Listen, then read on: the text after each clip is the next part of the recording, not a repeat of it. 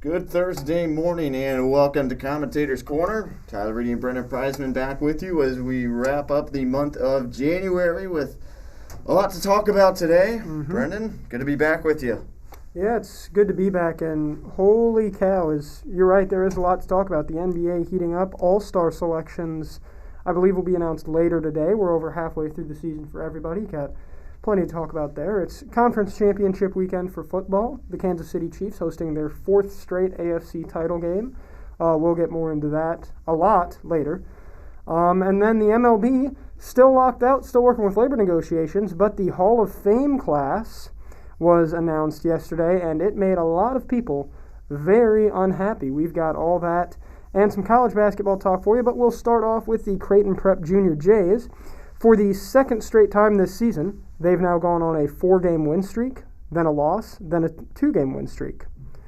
So, tough loss to Westside last Friday. Very, very poor offensive showing for the Junior Jays. Beat Bryan the next day at 2:30, and then Tuesday night at Papillion La Vista South, who's a pretty solid team. They managed to win fairly easily, 62-46. So the team kind of getting back into the swing of things, which is good because their game on Saturday night is really going to be a testing ground, traveling to Bellevue to face the Thunderbirds of Bellevue West. And Tyler, that's going to be a real tough game for this team to win. Yeah, and it was definitely an encouraging sign, especially after Westside, to see the Junior Jays come out against Papio South, a team that I thought could provide a little bit of a trap game, kind of like Gretna when we saw back in December when there was that blowout upset. But it's good to see the Junior Jays come out, get off to a strong lead right away, make some three-pointers, get themselves into the paint without much of an issue. And Joey Riechel had a nice day. Casey O'Malley was great as well. He had the most field goal attempts out of everybody on the team. So the aggressiveness I've been hoping to see from him certainly was there on Tuesday. And just an overall encouraging game just to be able to get through a full 32 minutes against what can be a tough team without any huge problems or huge roadblocks along the way, just to get it done, lead from wire to wire like they did. It was definitely good going into Bellevue West, but boy, that Thunderbird team can dominate just about anybody in the same fashion that Westside can. So it's going to be a tough one because the biggest thing I noticed coming after the Westside game was the difference in depth. Westside can run basically a 9-man rotation, whereas Prep has their 5 starters and maybe a couple guys like Ed Hebner and Emmett Knight off the bench, Joe Sudbeck as well, but Bellevue West has tremendous depth as well. I mean, outside of Kyle and Doetzler, their 2 most notable offensive players, I mean, you can just go straight down the line. 3 through 10 or so is just about completely even. And the addition of Jacob Arope, who has only played 3 games so far this season, he's been kind of a revelation for him too. Currently, I believe, second on the team in rebounds at almost 5 a game, but he's scoring about 9 points a game, about 1 assist, 2 steals. He's been huge for them. And then the real matchup is probably going to be Martell Evans versus Josiah Doetzler and William Kyle versus Luke Junkers. And I kind of like those matchups for Bell West because both Kyle and Doetzler, I think, are slightly better at defending their respective zones than Evans and Jungers are. And I think that might be enough for Bell West to get the win because, as you said, they've got depth, which they absolutely do. They've got, I think, that's 8 guys over 5 points a game right now. Wow. Which is ridiculous. But their top 2 guys, in Doetzler and Kyle, have an argument to be listed right with Prep's top 2 in Evans and Jungers. So I think Bell West takes it fairly easily. I don't think it's going to be as lopsided as the West Side loss for Prep necessarily, but I think Bell West should win fairly comfortably.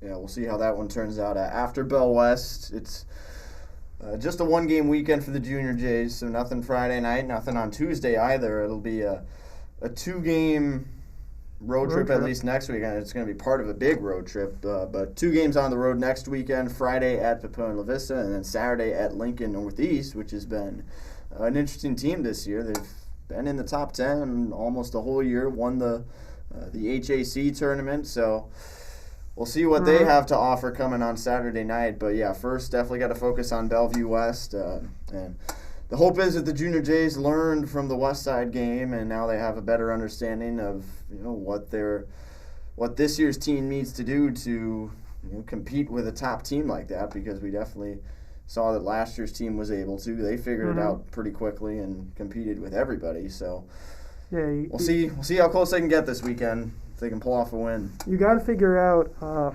what your team's strengths are, and right now Prep seems to have those, but they don't seem to be able to call on them consistently enough to stay with a team like Westside for the full 32 minutes. Hopefully they can do that against Thunderbirds. Another sports figure that came very close but was unable to get the desired goal, Barry Bonds and Roger Clemens. It was announced yesterday that David Ortiz was the lone member of the 2022 Hall of Fame class for the MLB, which means that Bonds and Clemens will no longer be eligible for the Hall as their 10-year eligibility has run out. So, Tyler, you're more of a baseball fan than I am. I'll let you take this one. How do you as a baseball fan feel about two of the greatest players to ever play being left out for steroid use? Because ostensibly that's what it's for. I mean, I understand the idea of wanting to preserve the integrity and promote the integrity of the game, but the bottom line is there are just so many unknowns with steroid use and what players have put into their bodies, and that's obviously something that has changed over the years too. What kind of medication or substances were available in the 80s and 90s is completely different than what it is 35 years later now. So, I mean, I feel like just with the way both Bonds and Clemens were able to produce before we found out that they were involved with steroids, they were still phenomenal players. Mm-hmm. And it's not like they were the only ones either. It's not like they were the only two people in the entire league using steroids. That too. Yeah, it was a completely different thing back then than what it is now. But yeah, I think they deserved a shot. Ortiz, some people have linked him to steroids as well in the past, but the difference between him and Bonds and Clemens is his popularity. He's beloved by everybody, not in the same way the other two guys are. So, some say it became a little bit of a popularity contest, but the one thing that I've been thinking about a little bit, and I don't know how feasible this is, because steroids and substance use is such a hot topic and has been up for so much debate. The fact that we have the Baseball Writers Association of America voting for this, guys that have never gone through a full MLB schedule and understand how people's bodies react to that, or how much integrity there is in that locker room with substance use. Those writers have never been through that, yet those are the people voting on these guys who are so much argued about for substance use and whether or not they should get into the Hall. So obviously I don't know how feasible this is, but if we could have some way to maybe put this in the hands of players, past players, present players, people who just understand what it's like in the locker room, what the integrity of the game is, rather than people who, for the most part, see it from the outside, and you end up with all of these ballots that have no names on them at all. It just, I don't know, it just doesn't add up to me to have the writers do it instead of people who have that legitimate experience and understand how the integrity of this game works. So I don't know if you have anything else to add to that, but yeah, I've got a little bit to add. So Jeff Passan, a great ESPN baseball writer, had this article that came out before the voting totals came out, and here's a paragraph from that. At the entrance to the National Baseball Hall of Fame's plaque gallery, a sign hangs to help guide museum goers through what they're about to see. The first paragraph talks about how players are in the hall for, quote, their accomplishments in the game. The next paragraph says other areas of the museum, quote, address the totality of their careers. The final paragraph ties it all together. The National Baseball Hall of Fame and Museum's mission is to preserve history, which is what we seek to do throughout the museum. Barry Bonds won 7 MVPs. And is the all-time home run king. 8 Gold Gloves, 12 Silver Sluggers, 14 All-Stars, lifetime batting average of .298, 162.7 wins above replacement. That's a full season of baseball. Roger Clemens, MVP, 7 Cy Youngs, 2 Triple Crowns, 11 All-Stars, 2 World Series, 7 ERA titles, 139.2 wins above replacement. Career ERA of 3.1, 354 and 184 career record. That's the history of baseball. Those two guys are, if you're just judging by accomplishments, probably two of the 10 best players to ever play the game of baseball. Mm-hmm. Pete Rose, all-time leader in hits, not in the Hall of Fame. At some point, you have to wonder, is this Hall of Fame really about history? Or is it just, as you kind of said, a bunch of old dudes who have never played the game of baseball sitting in a room and saying, I don't like that guy. He doesn't deserve this. Yeah, that is what it feels like at times. And the other thing about Bonds and Clemens is that they were two of the most feared players in the game at the time just because of the ability they had, the reputation they had in terms of numbers they were able to put up. I remember the time Barry Bonds was intentionally walked with the bases loaded to turn an 8-4 game into an 8-5 game. That's the kind of player he was. Yeah, it was 8-6. Yeah. Bottom 9, 8-6. Bases loaded, 2 out, and the pitcher is like, you know what? No, I am not letting this guy hit the ball. I'm not giving him a chance to put the ball in play. Like, I think there was one thing at the peak of his career, like a third of Barry Bonds' at-bats were either walks or home runs. Wow. That doesn't include the rest of his hits. Like, if you took out all his home runs, his career if you turned all his home runs into outs, his career, like, total bases would still be close to Ortiz's career or something. Just some ridiculous stats on both sides. I mean, in my opinion, and this is coming from a guy who doesn't really watch a lot of baseball, both of them should be in. I mean, you can say on the plaque, these guys did steroids. Great. They still are two of probably the 10 most accomplished people to ever play this sport. They belong in the Hall. Yeah. Yep, I agree on that. I remember there was one video out there sometime where there was basically a simulation of Barry Bonds' career had he not held a bat in his hands. Oh, yeah. So yeah, what ended up happening with that? Oh, I don't remember. I think I watched it a year or two ago, but yeah, it was pretty telling. But anyway, we'll move on from that. You can have your own point of view on the Hall of Fame. It's up for contestation. Yeah, I found the Bonds-Ortiz stat. Ortiz's career on-base percentage is .380. Barry Bonds' career on-base percentage of all of his home runs turned into outs, .384. Goodness gracious. Insanity. Wow. All right, so we'll move on from the MLB. The lockout situation seems to be improving a little bit. We had players and owners meeting back-to-back days for the first time, so maybe there's a little bit of urgency there. But on to college basketball, Auburn is the new number 1, taking over from Gonzaga, and they just about blew it, barely hanging on to beat Missouri 55-54. Jabari Smith took a little bit of a step back in that one, but he still has been one of the best, if not the very best freshman in the country this year.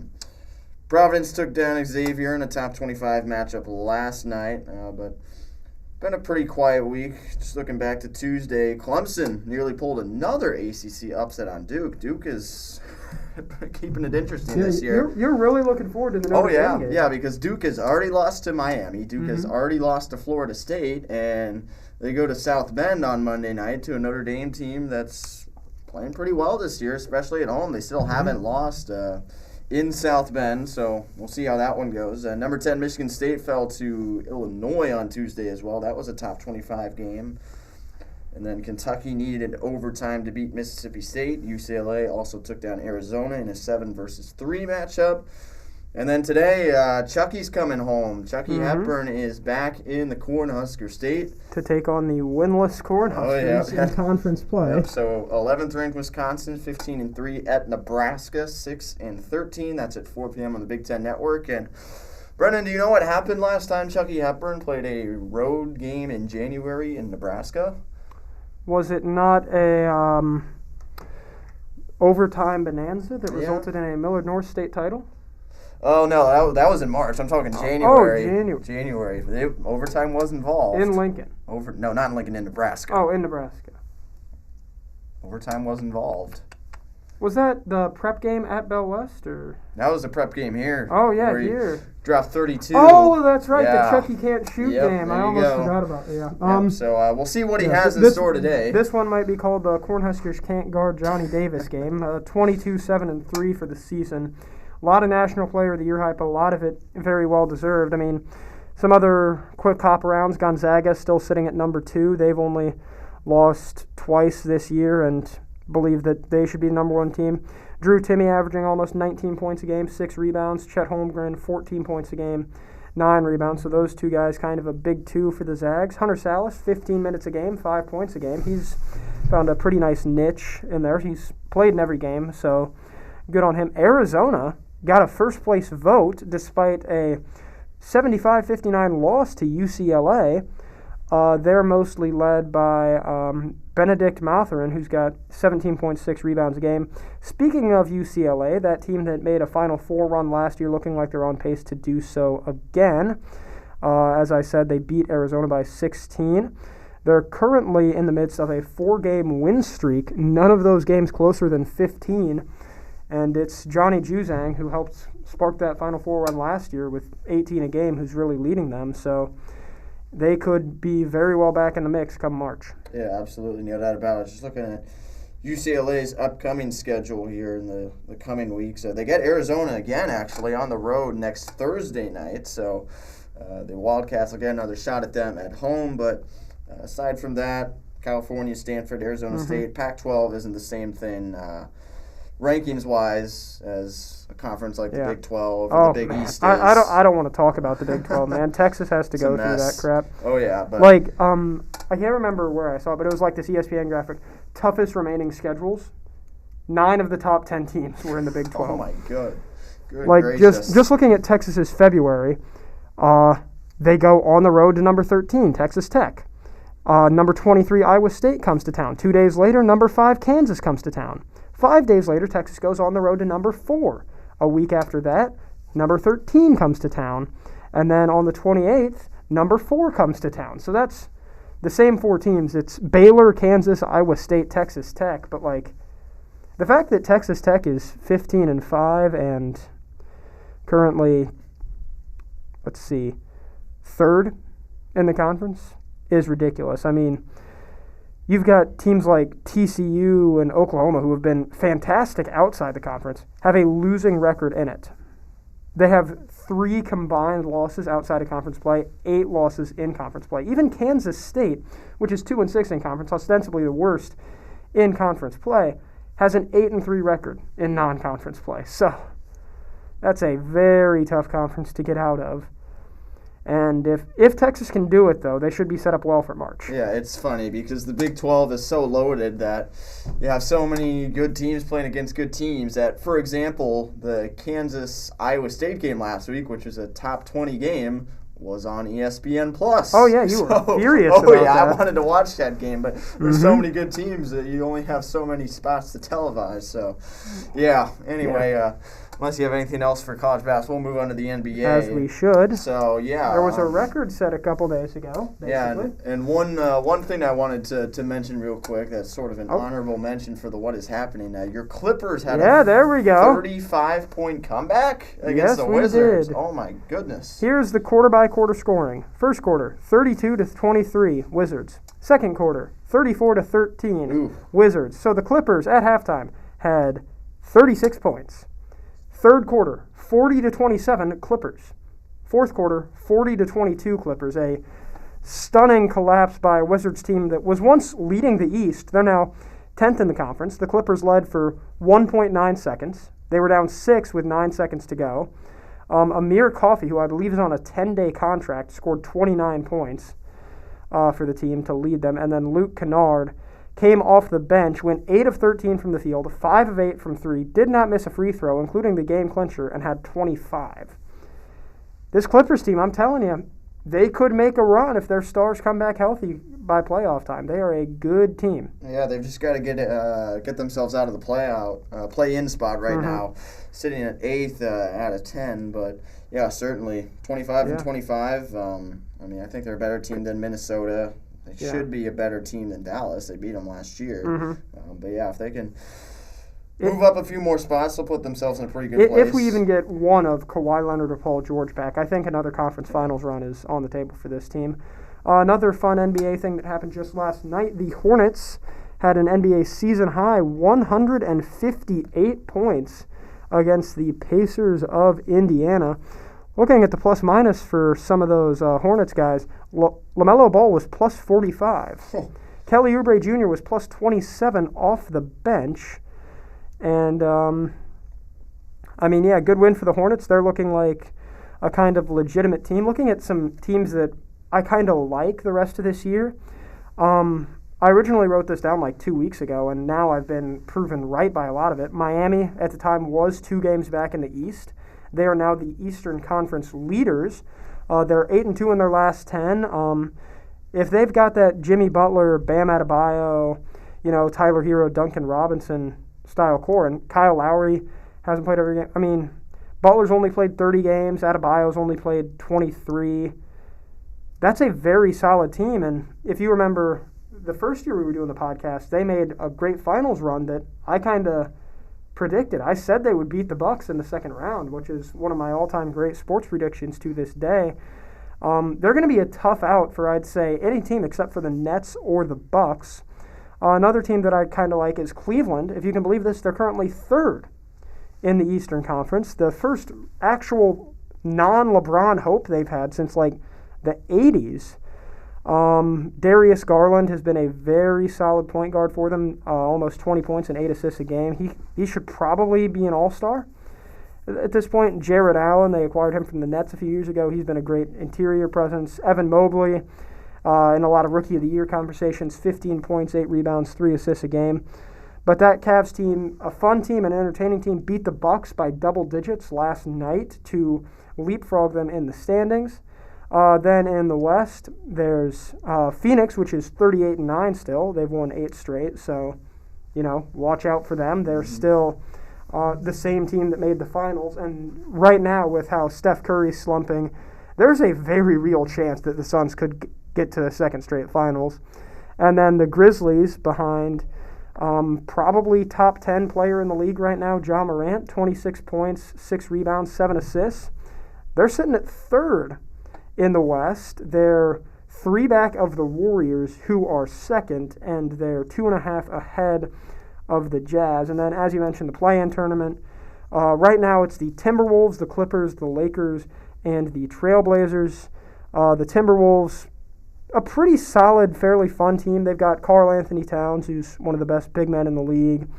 Anthony Edwards had 40 points a couple nights ago. D'Angelo Russell's a fun point guard to watch, but I agree with you. I personally do not think they're better than the Clippers. The Lakers also still mired in that play-in. Anthony Davis finally came back a couple days ago against the Nets in a win.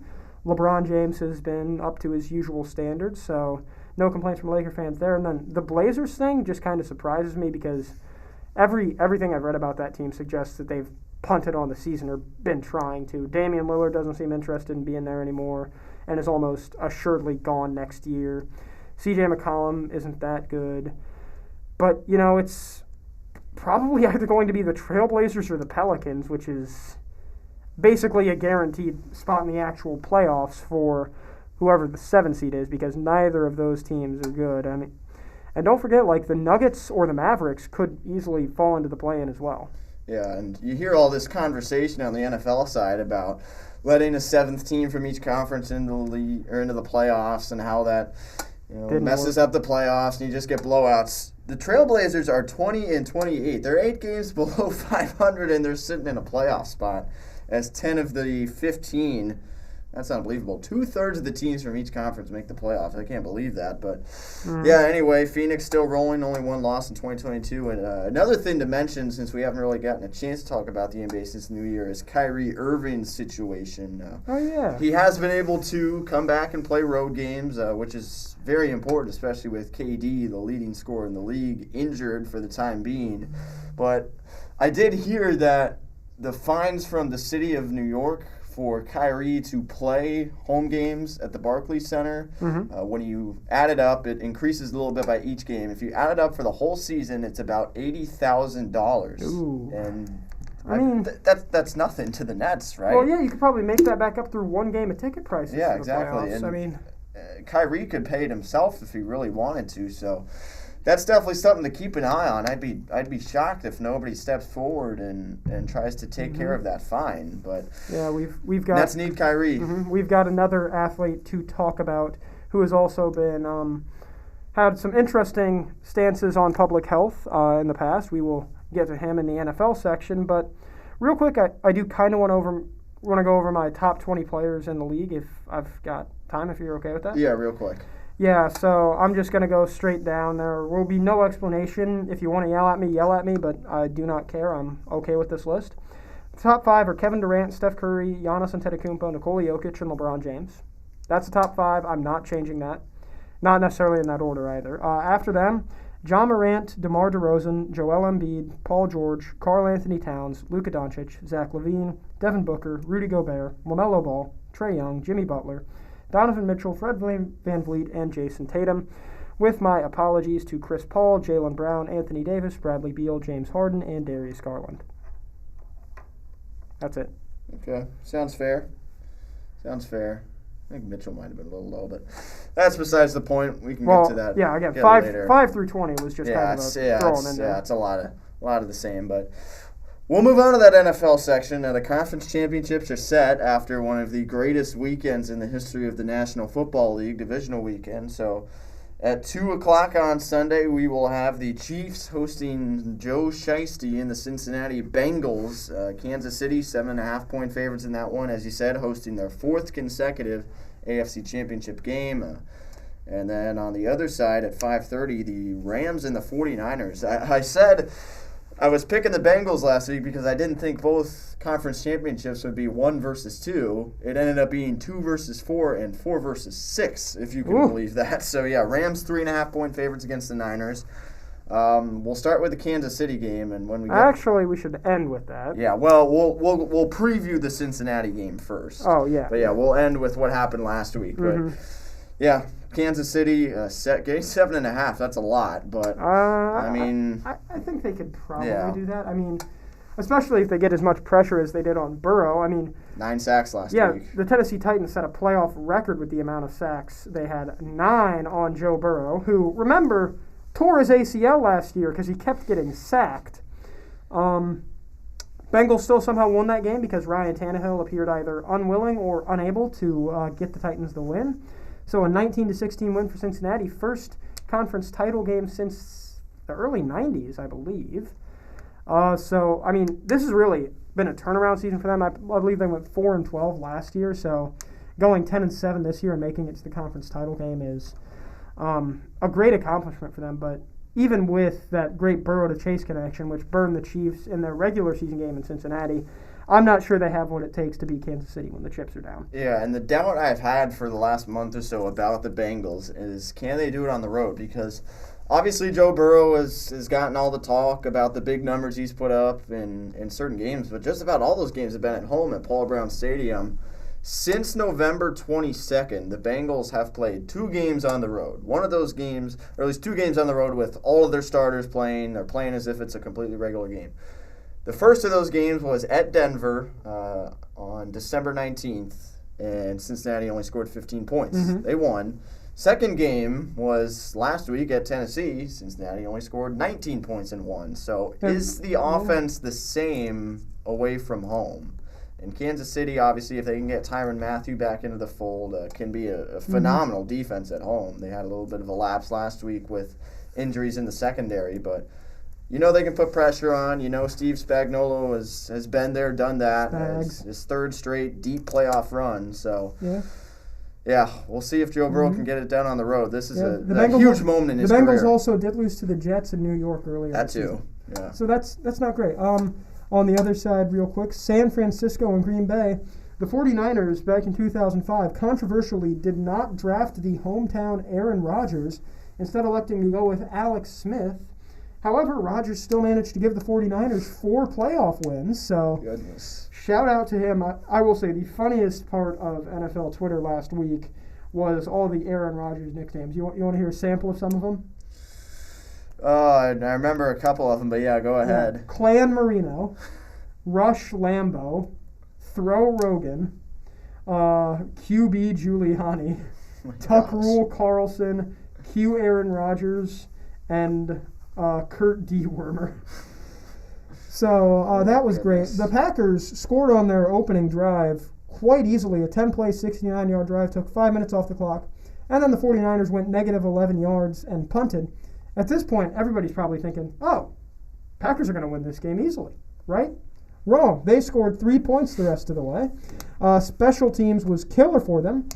They had a field goal blocked and then a punt blocked that was returned for a touchdown, the 49ers' only touchdown of the day. And then they only had 10 men on the field for the game-winning field goal for San Francisco. So, pretty rough day for the Packers. Rodgers 20 of 29 for 225 yards.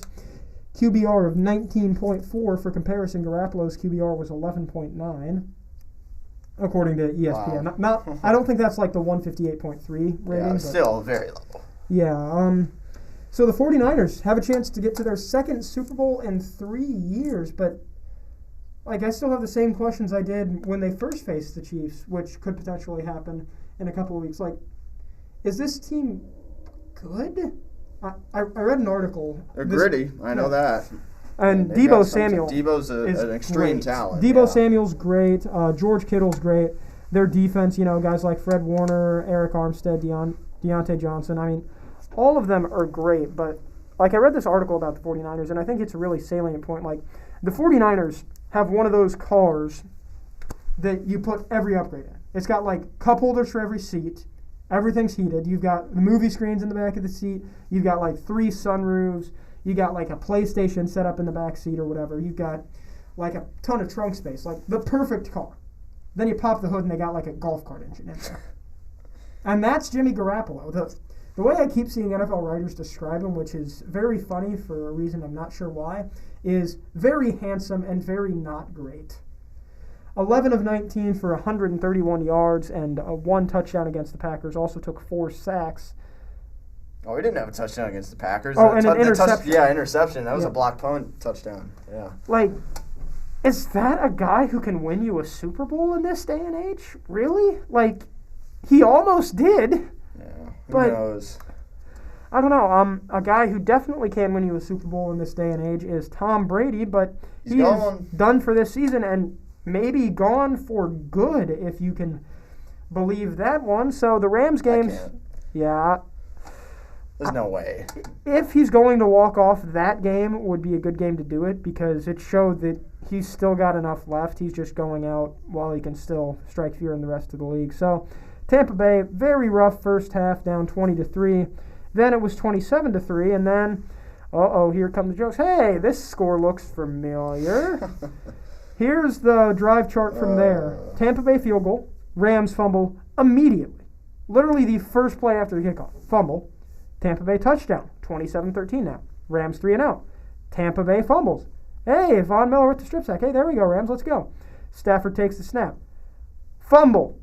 Recovered by Tampa Bay at midfield. Tampa Bay turns the ball over on downs. Rams miss a field goal. Tampa Bay turns the ball over on downs. At this point, there's 4 minutes left in the game, and you're like, okay, Rams, this looks like it was going to be a comeback. You guys got this. Rams 3-and-out. Tampa Bay touchdown. Rams fumble. Again. And, of course, the Buccaneers immediately score. At this point, it's 27-27. And every NFL fan is either laughing or crying. Like, are we really getting this crap again? It turns out, no, the Rams finally vindicated in their acquisition of Matt Stafford. He was facing the questions all year. Can he do it when it matters? Turns out he can. A deep pass to Cooper Kupp for 44 yards. Spike with 6 seconds left. Matt Gay hits a 30-yarder to win. A huge win for the Rams. A huge win for Stafford. And holy cow, what a game.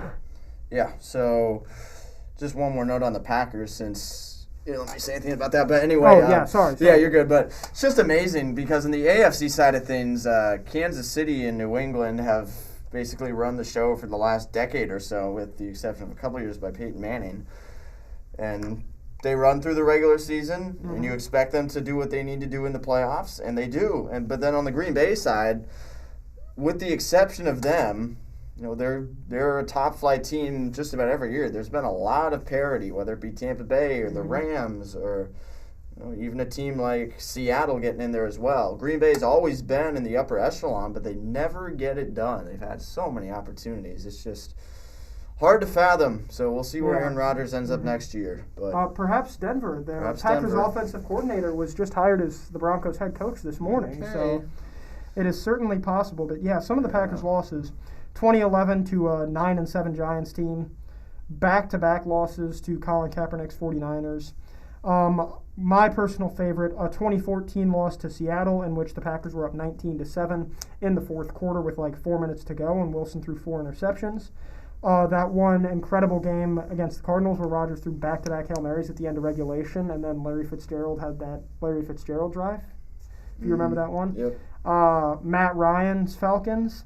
2017-2018, you have that whole infighting thing between Rodgers and McCarthy. 2019, Garoppolo. 2020, Brady comes over and is just like, oh, winning this conference is easy, man. You've only done this once. I just did it once. And then this year, Garoppolo again. So at some point the run's over, especially considering how bad Green Bay's cap situation is. I mean, Rodgers is, I assume, done in Green Bay.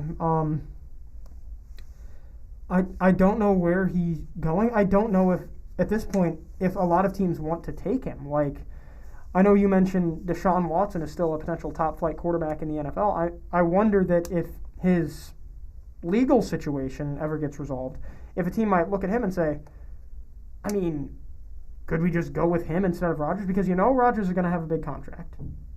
He's not young, and that means almost nothing anymore. We've seen what Brady can do, but, you've got the age factor. And then you've got the fact that he's been a distraction for this team for the entire year.